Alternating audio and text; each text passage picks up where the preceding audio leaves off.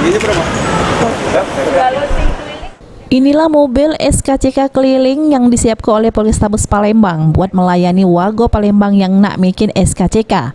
Kagetnya mobil SKCK keliling ini bakal ditempatkan di tempat keramaian Kota Palembang supaya warga pacak dengan mudah nak memperpanjang SKCK. Kapolrestabes Palembang Kombes Pol Anom Setiaji, dengan adanya mobil SKCK keliling, warga Palembang pacak dengan mudah dapat ke pelayanan SKCK. Kapolrestabes Palembang Kombes Pol Anom Setiaji, dengan adanya mobil SKCK keliling, warga Palembang pacak dengan mudah dapat ke pelayanan SKCK.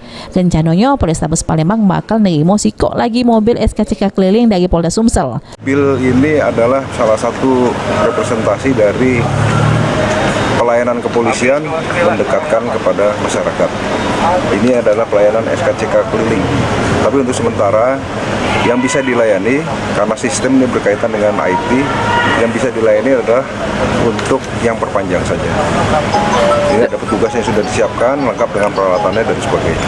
Nanti titik-titiknya akan ditentukan sesuai dengan di mana titik-titik kumpul masyarakat. Untuk sementara, mobil ini cuma pacak melayani warga yang nak memperpanjang SKCK, sedangkan yang nak bikin anyar langsung datang ke Polrestabes Palembang.